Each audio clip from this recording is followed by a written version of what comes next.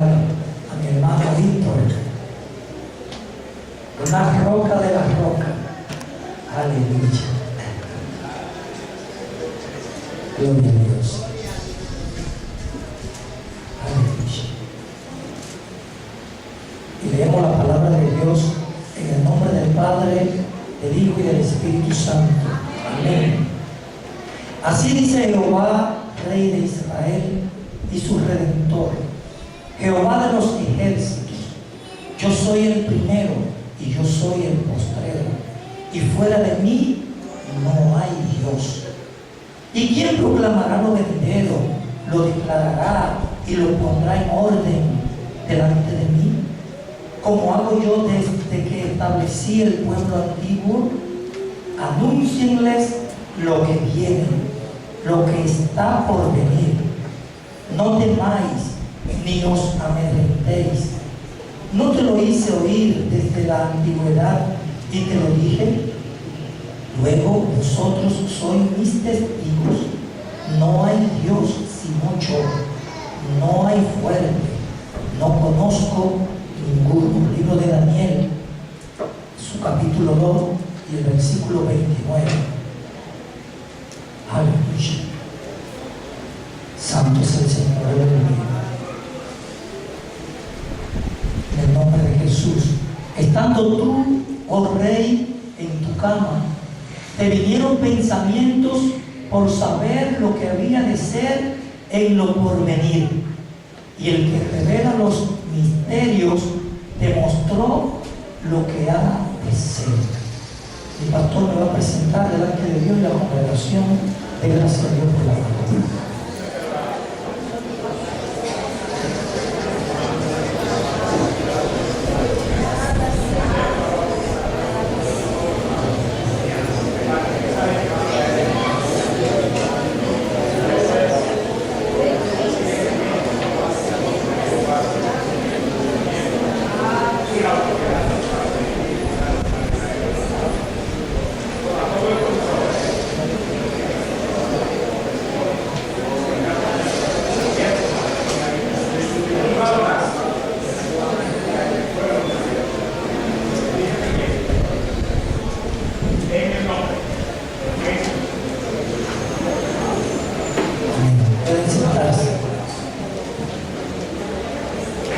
Estamos tratando, según el capítulo 2 del libro del profeta Daniel, la revelación que tuvo el rey Nabucodonosor en el año 606 a.C. Esta revelación es fruto de un deseo, fruto de un anhelo de aquel rey por conocer el futuro. ¿Qué va a acontecer en el futuro? Y como Dios vio que este hombre de una estatura política estaba tan interesado y que además era el rey donde una gran población de su pueblo, valga la redundancia, estaba bajo su mandato. Y como él quiso saber el futuro, Dios, que es el único que tiene autoridad para revelar con certeza el porvenir, le mostró de manera figurada lo que había de acontecer. Pero a él se le olvidó el sueño. Y Dios, que es el eterno y poderoso, que tiene hombres y mujeres en lo cual confiar, confió en este profeta Daniel para revelar el sueño del rey. Y he aquí lo que vio el rey: una estatua con 4 partes. Cada parte representaba por un metal. Y hay algo que a mí me llama mucho la atención, Y es que mientras más abajo y más grande era entonces el imperio, tenía un valor metálico mucho menor. Porque el rey, representado por la cabeza, tiene una cabeza de oro. Sin embargo, cuando los medos y los persas le conquistan, entonces Dios le muestra que el valor de este nuevo imperio es como de plata, pero el imperio era más grande. Y luego el imperio medo-persa es conquistado por los griegos, pero también los griegos, según la valoración que Dios le da, es de bronce.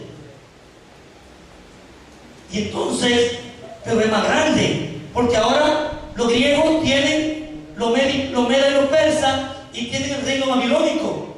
Lo que han hecho es que han aumentado terreno, pero sin embargo es de menor valor el metal que lo representa. Y vemos el imperio romano que conquista a los griegos, también de mucho menor valor el metal. Y yo me preguntaba, pero ¿y por qué? Si el imperio es más grande. Porque para los hombres es cierto que es más grande, para los hombres más grande y más poderoso, pero delante de Dios son más pequeños, son de menos valor, son de menos significado. El imperio romano, aunque era más grande que los demás imperios antes conquistados, era más grande, pero delante de Dios su valor era mucho menor.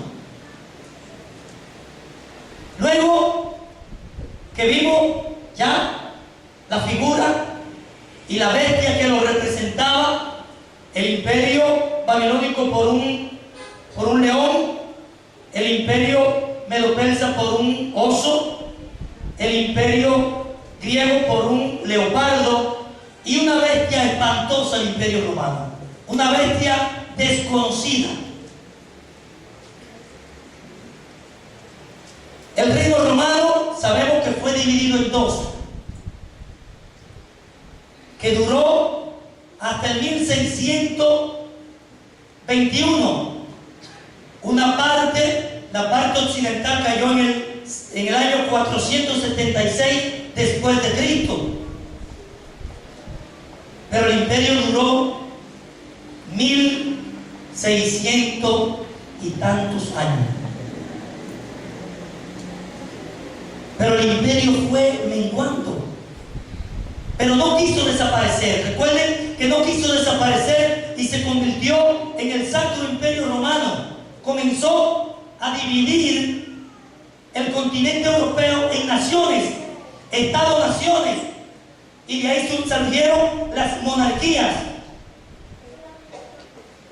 Pero en las monarquías, que aún existen hasta hoy, algunas, un hombre quiso sobresalir. Estamos dando un recuento de lo de la semana pasada. Y ese hombre quiso como restaurar el imperio romano para dominar. Ese hombre fue Napoleón Bonaparte. Y surgieron otros hombres que quisieron gobernar y reeditar el imperio romano, que como vemos en la figura no termina, sino que tiene una continuidad donde los pies están representados por el hierro que representaba el imperio romano y barro ahora. Pero en ese siglo XX, que es el siglo más sangriento de toda la historia, pero no solamente el más sangriento, el más tecnológico, el de mayor avance científico, porque no todo era malo en el siglo.